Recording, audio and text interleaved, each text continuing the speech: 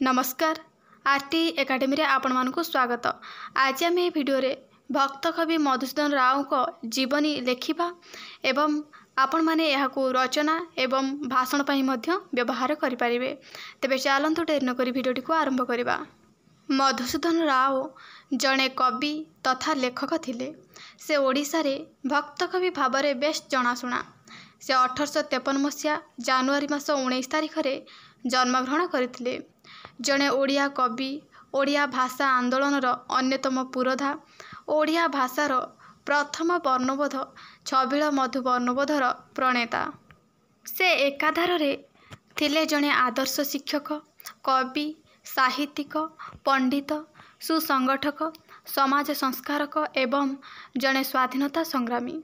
साहित्यर प्रचार प्रसार पई से कटक रे उत्कल साहित्य समाज प्रतिष्ठा करथिले।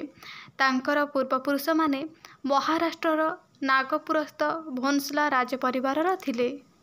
ओडिशा मरहटा मानकर शासन अधीन रे 1751 मसीह 1803 मसीहा पर्यंत थिला। एही समय रे अनेक लोक महाराष्ट्र आसी ओडिशा रे बसवास करबा को लागिले, किंतु इंग्रेज माने मरहटा माननको विताड़ित करी 1803 मसीह रे ओडिशार शासन भार निज हाथ को नेले। फल रे अनेक मरहटा परिवार स्वदेश प्रत्यावर्तन कले। कटक रे अध्ययन करुथिबा समय रे मधुसूदन राव ब्राह्म धर्म ग्रहण करथिले। हरिनाथ भट्टाचार्य सेतेबेले कटक कॉलेज रे अध्यापक थिले।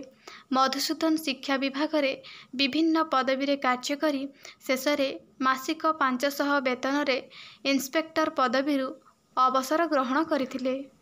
मधुसूदन राव को रचना खूब सरल और सुबोध्य ओडिया भाषा रे लिखित। से ओडिया भाषा रे प्रथम वर्णबोध रचना करथिले, जहा छबिल मधु वर्णबोध नाम रे जଣା। तांकर रचित मधु वर्णबोध एक उपादेय बही जहा काल काल धरी शिशु मानकर पठन योग्य होई रही अछि। तांकर सुंदर सृष्टि पाई तांकू भक्त कवि बोली कहा जाए। बसंत गाथा, उत्कल गाथा, छांदमाला, कुसुमांजलि, प्रबंधमाला आदिर रचयिता हेउछंती भक्त कवि मधुसूदन राव। 1912 मसीहा डिसेम्बर मास 28 तारिख रे से यह लीला संवरण करथिले। पिला माने भिडियोटी को लाइक करदब, सांग मानक सहित मध्य शेयर करनब एवं चैनल नुआ चैनल को सब्सक्राइब करदब। धन्यवाद।